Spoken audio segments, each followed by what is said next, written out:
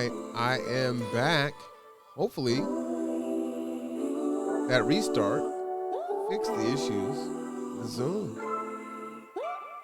Because I'm 5 by 5 right now. We'll see how long that lasts. But hopefully it lasts. Anyway, for those of you that are just joining, I'm R1 Cameron and this is The Conduit. It is March 17, 2021. Happy St. Patrick's Day to you. Hopefully you were lucky. Just realized I'm not wearing anything green today. You know, I was telling some stories about my childhood earlier, and that's always kind of a big deal for kids to celebrate all the holidays. Well, and Zoom just went down, so it is definitely Zoom, and it's not me. It's not you. It's me. Have you ever heard that? Have you ever said that to somebody? Oh, boy. So anyway, we'll ride the wave and do what we got to do. I'll get my camera going with just OBS and not with the Zoom since it's not going to do its thing. Spend a little bit of time with you tonight. Definitely don't want to be dressed and no place to go, right? That's not fun. So let's go ahead and do that. I'm just going to go ahead and shut down this Zoom feed. Like I said, there was a government Zoom meeting earlier, and Zoom was having some problems. So I think that is likely to be what's going on.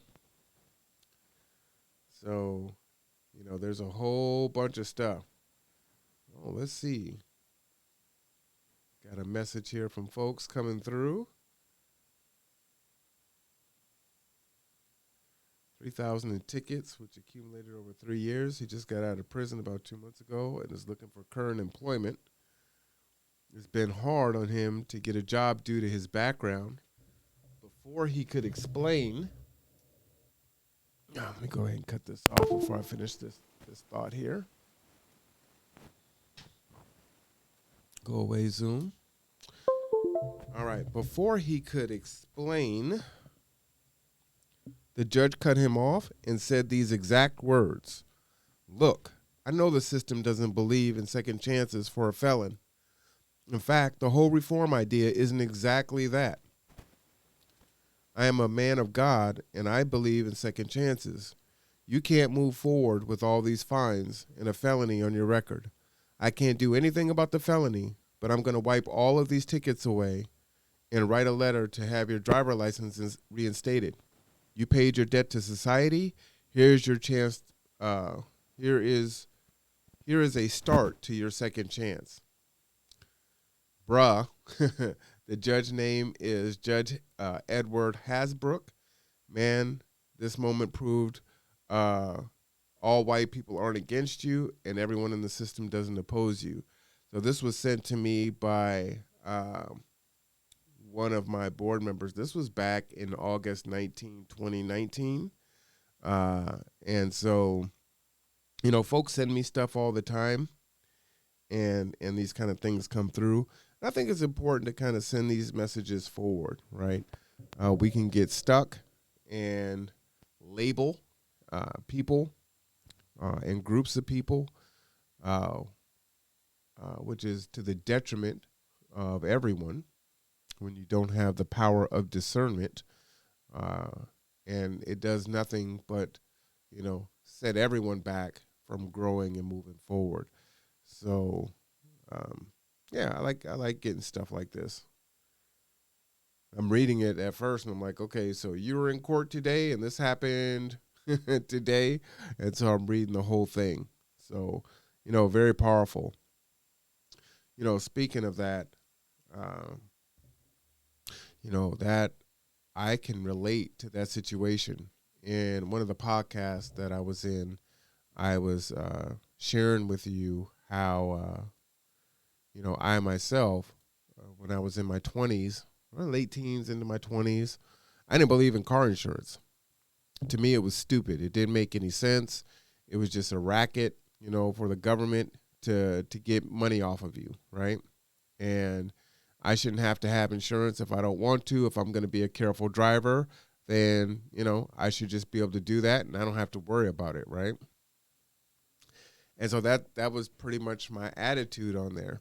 Ooh, boy, I got to fix that. See, when Zoom doesn't work, your green screen is exposed. um, but so I wouldn't pay my insurance, my tickets. So I wouldn't pay for my insurance. I'm really careful. I'm driving around. You're doing the back roads, just all the little stupid stuff you do as a young adult. But eventually and inevitably, I would get pulled over for something, failure to signal, whatever, driving while black, call it whatever you want to call it. Something would happen, right? Either my fault or not. And then I would get the ticket for a while was pulled over, right? I would get no insurance. And at some point, my license got suspended. So then I would get driving on license, suspended license. And I mean, you're talking about, I think that was like $1,100 in tickets every time I got that. And so I'm literally just burying myself further and further into debt, right? In a place where I'm not going to be able to get out of it. And so it's such a bad place to be. And it's so interesting. Maturity is a hard thing to kind of explain as it's happening, right? So if you had that mindset where it's like, it doesn't make any sense for me to pay for insurance in this particular example, so I'm not going to pay for it. I'm going to take my chances. I haven't been in a car accident, or I've only been in one, and that wasn't my fault. And so, the hundreds of dollars that I save every month, I get to use on what I want to use it on, and or I'll use it to pay a ticket if I should get pulled over. Not like I'm actually saving it back then. I'm spending it on other stuff because I'm stupid. But that was the case, right? I wasn't in a situation where it's like, well, I can't pay my car insurance because I need to pay my rent. It was like, no, I'm gonna use this money for something else. This wasn't me not paying the insurance out of necessity, because that's not stupid. Anyway, and getting backed up and making my life harder than what it has to be. And what's so interesting about it is when I finally got my license back, I don't know, like 20, 22, 23, somewhere in there. I don't know. I can't remember my 20s. But somewhere in my 20s, when I got my license back and started paying for my insurance, the freedom that I had from not having to take the back roads, cops could, get behind me and I wasn't worried about that. It was just super weird. It was ironic. I didn't have anything green on, but since the green screen is there, I'm just going to leave it. Happy St. Patrick's Day. I'm not even going to change it tonight. But, man, there is a freedom in knowing that you have the requisite credentials and you can drive down the street. Now, not to say that I wasn't scared to death when a cop pulled up behind me or on the side of me, because that still was the case, but that's just something that was just innate in me growing up black in America.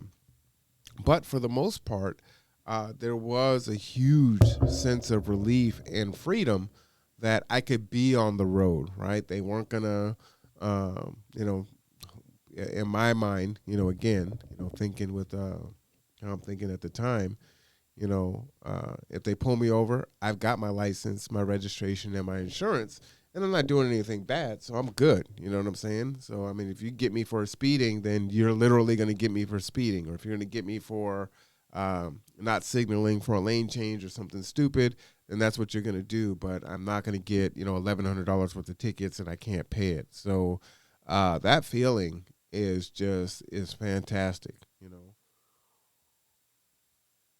And now, 20-something years later, I don't even think about those things.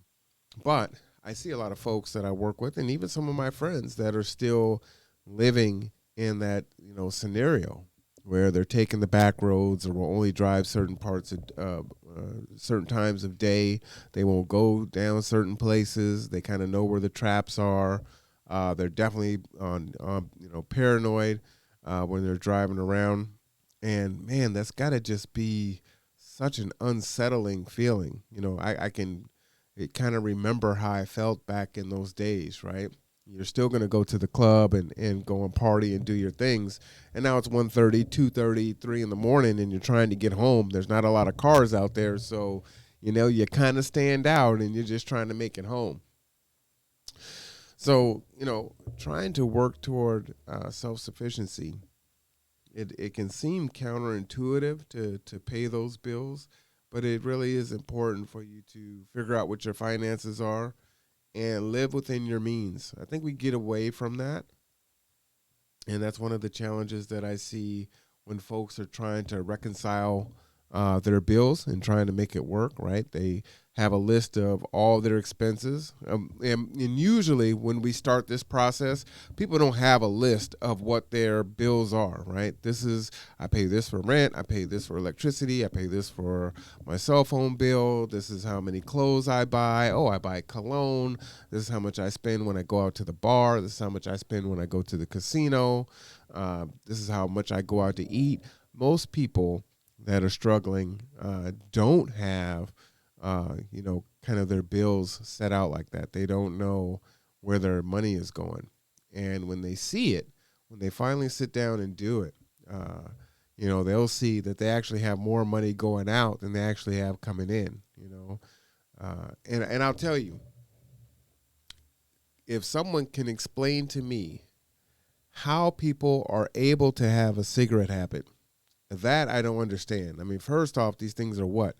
$9 or $10 or $11 a pack. I know they're the Native American smoke shop. I guess you can get cigarettes for like $5 now, which is like a throwback to 20 years ago or however, whenever cigarettes were $5 back in the day. But there's a lot of folks that I work with, and again are friends of mine that are smoking a pack or 2 packs a day, and it's like, okay, so $10 every day times 30, $300 a month on cigarettes. You're smoking 2 packs, $600 a month. I'm like, how are you doing that, right?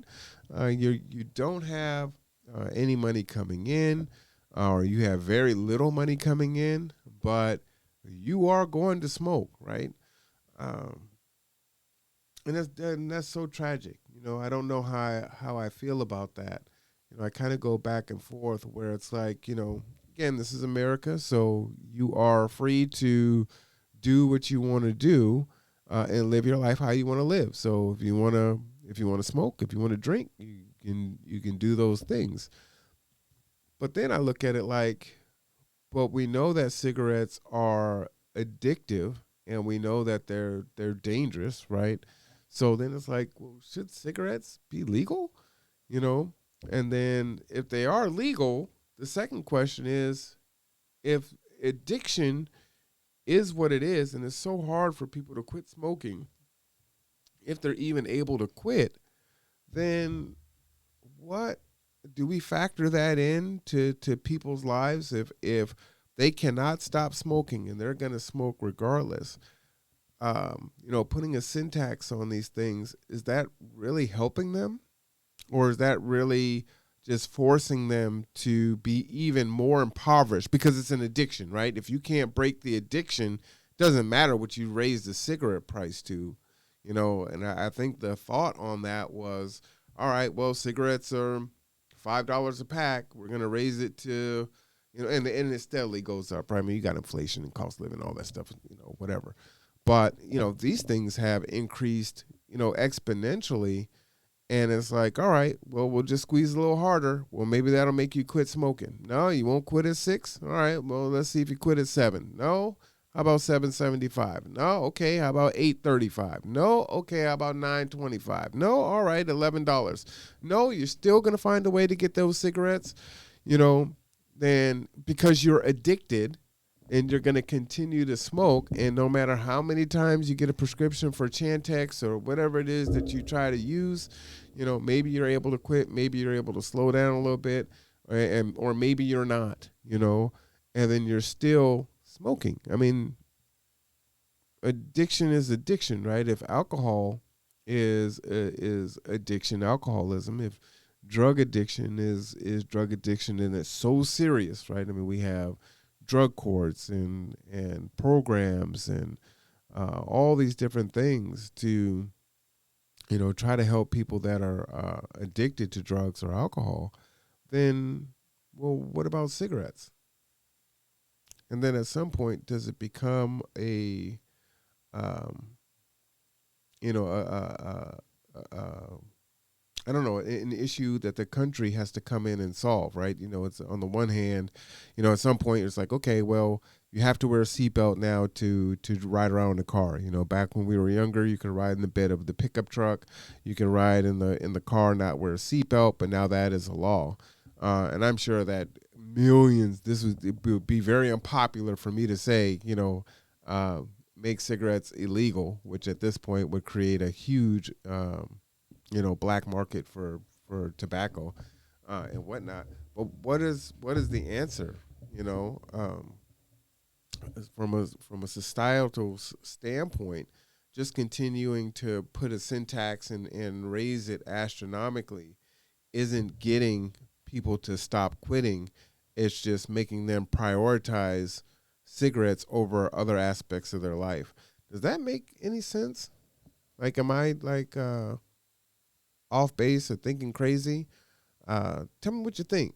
I'd love to, hear from folks on that, because that is just really, really strange to me. I don't get it, but it does seem like something has got to give in regards to these cigarettes. And so when I have these conversations with our guests as they come on, and we talk about, hey, if the minimum wage was $15 an hour, 15 times 40 hours is $600 a week, right? You know, um, and you're smoking a pack a week, well, you got to take out your taxes. So if you multiply the 600 by point 0.2, right, that's 1,200. So you're only going to take home about $480, let's say, and you're smoking, $10 a day. Well, that's $70 a week. That's a huge cut into the little take home money that a person has, right? And even if you roll your own cigarettes, one that's time consuming and it doesn't save, I think it can cut it down by at least a third or very close to half. But still, right? And at the same time, we've got a lot of self medicating that happens, that Americans do, right? Either through you know the stereotypical uh, you know mothers who have their glass of wine every evening or their bottle of wine every evening. You have your functional alcoholics. You have your functional and non-functional alcoholics and folks that are addicted to drugs. You have folks that use other vices. Maybe it's food or cigarettes or gambling or whatever those things are. Um, what are we actually doing to try to address those problems and fix the ills of our society that are causing us to uh, just not live anywhere near our best lives, right?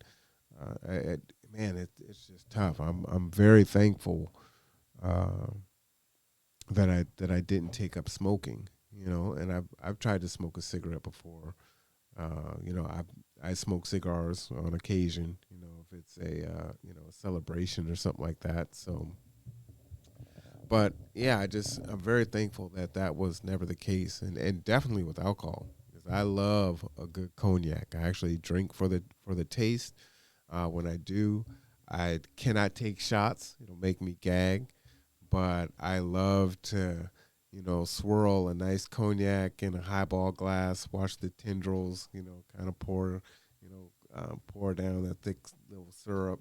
And I love the smell and I love the taste of it, and, just sipping and tasting it. But I don't like to throw up. So I never wanted to be, maybe I'm a control freak, maybe that's my issue, but I never wanted to be drunk, uh or even, just like really, really tipsy. I don't like feeling like I'm out of control. I don't like amusement park rides. I don't like roller coasters. I don't like all that crazy stuff. Like when I want to get off, I want to get off. If I'm in a car, I would prefer to drive and not be driven, right?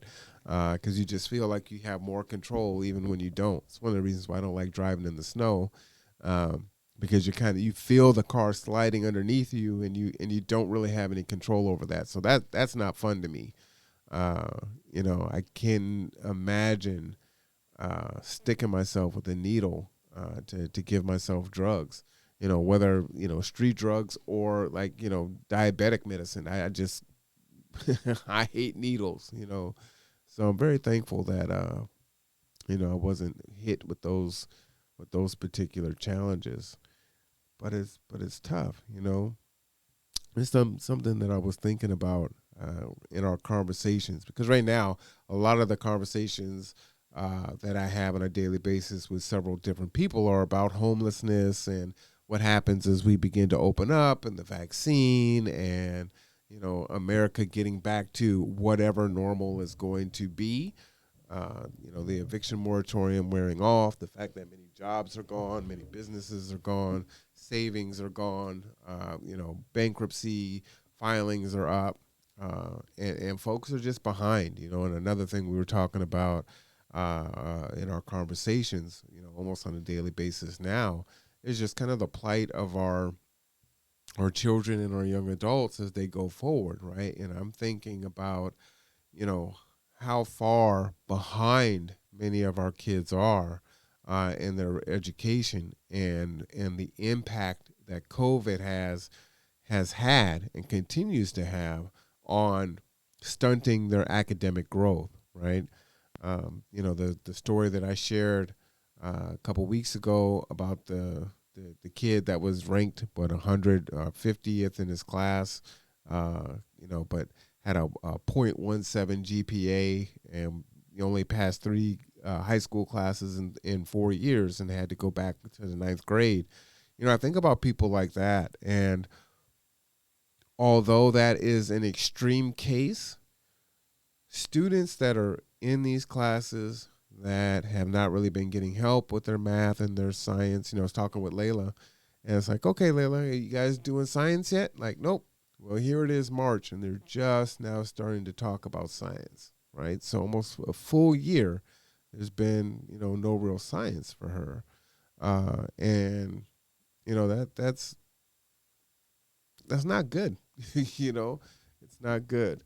And Layla's blessed, to be in a family of educators, from myself, her mom, her grandma, her grandfather, and her uncle, can all not only teach her things, but also have, the pedagogy on learning styles and teaching, and things like that. So she has some built-in advantages that a lot of kids don't have.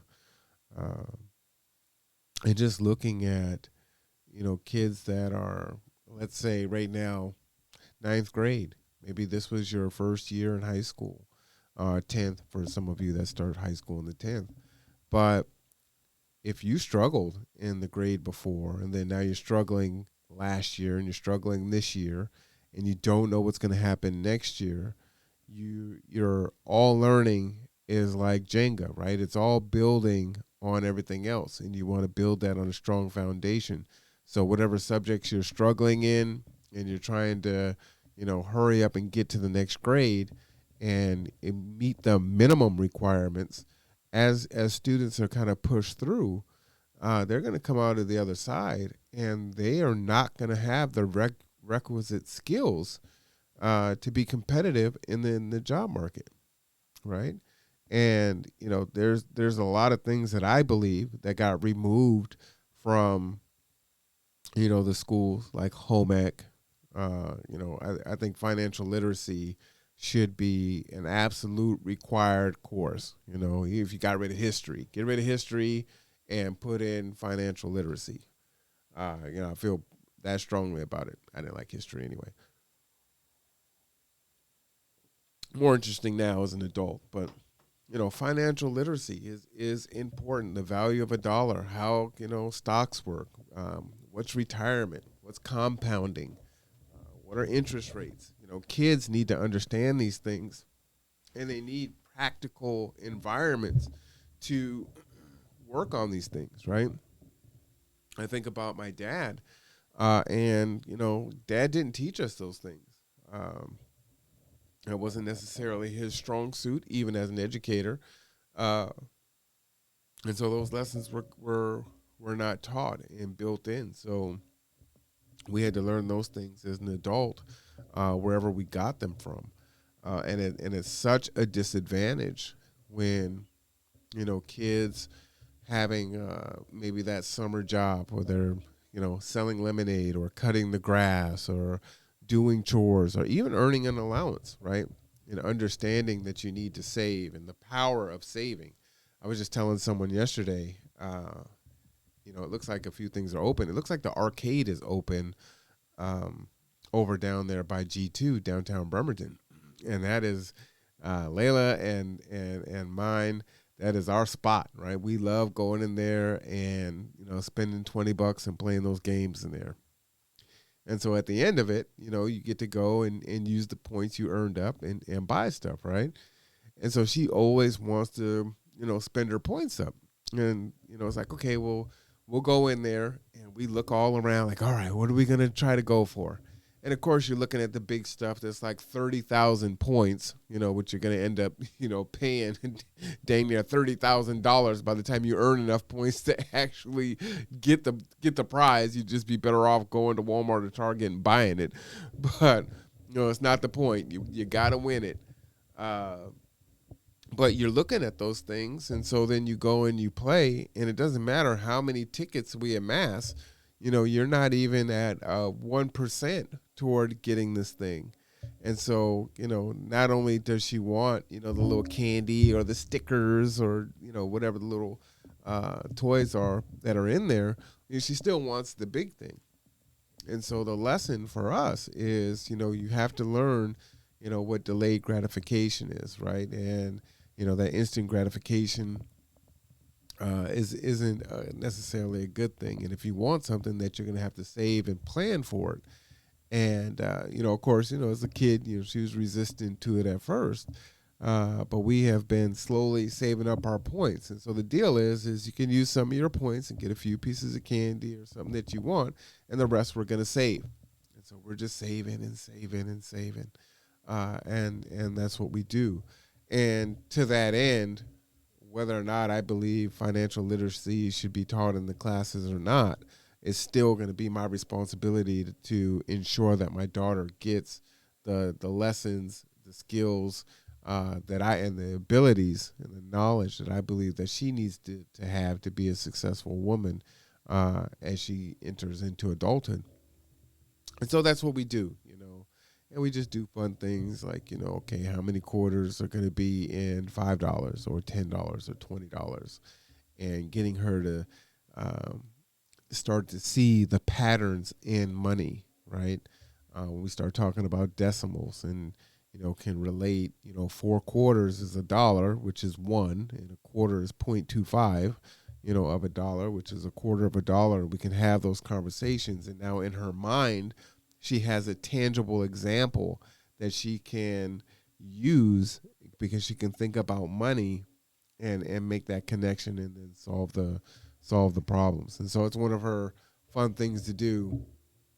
And again, that lesson, as I was saying in the other podcast earlier today, about an hour ago, was my dad saying, take the things that I did well and use those things, and then reject the things and throw away the things that I didn't do well. And so, imagine my surprise when you guys listen to the Layla and Daddy podcast. And, Layla talked about some of the anxiety that she gets when she's not able to solve a problem, that I give her in the back of the car that she's asking me for, right? She's like literally asking me for math problems, and she wants them to be challenging.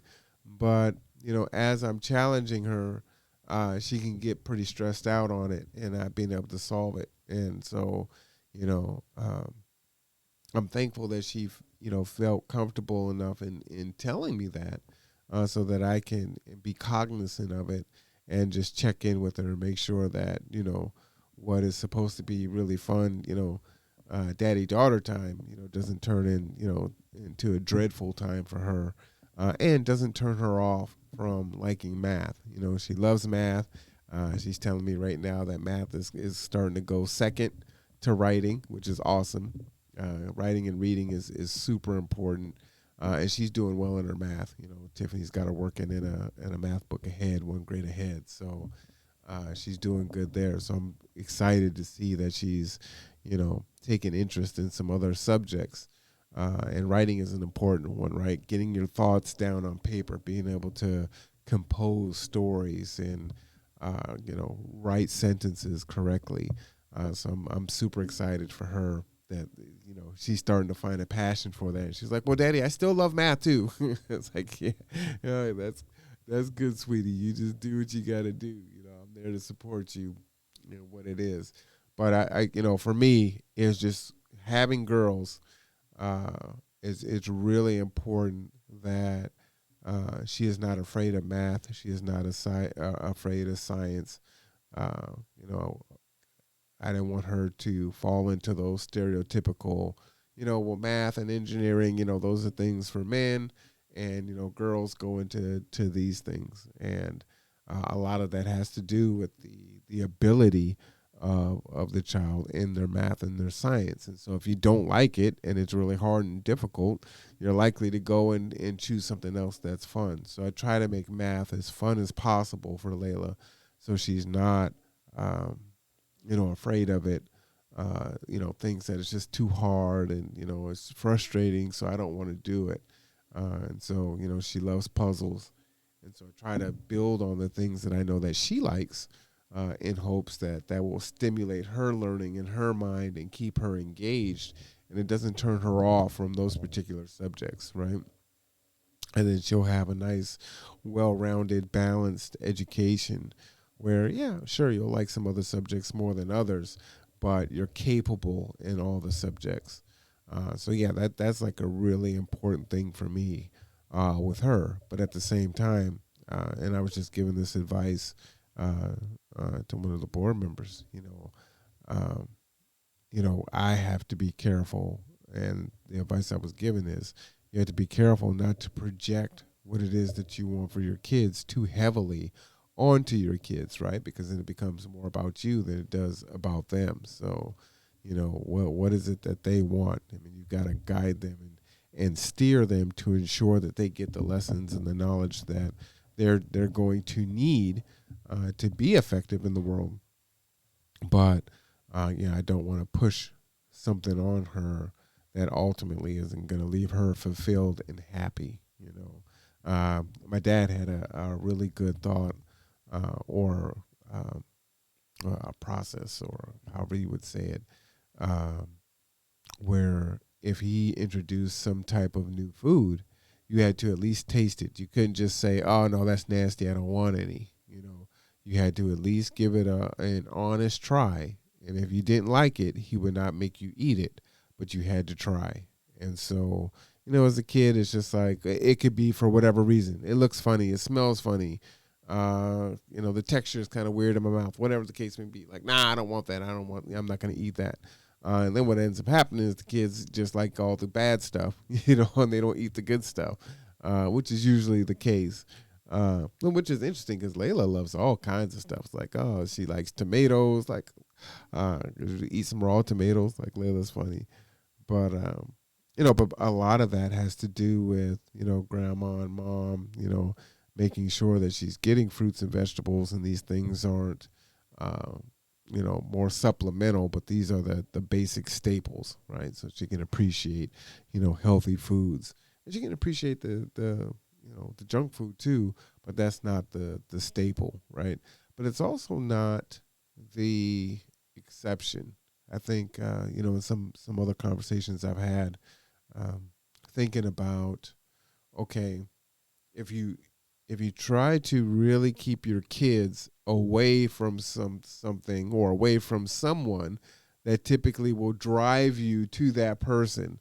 Uh, so I think it's a fine line between, well, we don't drink soda, we don't do this, and we don't do that, to the point where the kid is just like, as soon as I can have soda, that's all I'm going to drink is soda. I'm going to take a bath in soda. And so you see that, right? So I don't want it to be a situation where, oh, this forbidden fruit, Eve, don't eat that apple. And she just is like, I got to eat this apple because they're telling me don't eat this apple and it looks so delicious, that you know what it is, and it's just not really a big deal. It's something that you can have from time to time, but ultimately you have so many, fresh and tasty options that are healthier, that at the end of the day, that's what you're gonna pick. Case in point, she I'll say, Layla, where do let's go get something to eat. Where do you want to go? You want to go to Wendy's? You want to go to McDonald's? You want to go, where do you want to go? And right now the name is escaping me because it's not really a place that I eat at. What is the name of that restaurant? They've got soup and whatnot. It's in Silverdale, right next to the Arby's. It's not Chipotle. I can't even think of the name right now. It's escaping me. But they've got soups and salads. They got like a bread bowl that's got soup in it. That's pretty tasty. And she likes this like chicken avocado sandwich. I was like, that is very adult of you, girl. Like, that's what you want? So it's just really weird, but that's what she likes. I was like, okay, sweetie, so we'll go and get that. And it's like, by allowing her to have those experiences and making those the norm and not the exception either way, whether it's bad food or good food, then, most likely she's going to choose what's tasty. That's what it's going to be. So, yeah, that's worked out pretty well. And I think that's pretty helpful. So we are hoping, Rob was telling me that I keep freezing. That was about 18 minutes ago. So I don't know what's going on. I think maybe I'll just go ahead and call it this evening, as it doesn't seem to be going too well in my favor. And what I'll do is I will upload this because it does record Unknown caller in the background, and kind of go from there. So with that, hello. Hey, Daddy. Hey, sweetie, how you doing? I'm going to go ahead and get off. So I'm going to go ahead and say goodbye. Sweetie, you are on the end of the broadcast. I'm just saying goodbye to everyone. You want to say goodbye? Goodbye. So we're going to end the broadcast, and I will see everyone tomorrow at 2 p.m. for our interview, and again tomorrow at 6:30. We got 2 interviews tomorrow. So until then, I'm R1 Cameron. This is the Conduit. Have a good night. Stay warm, everyone. All right. Bye-bye.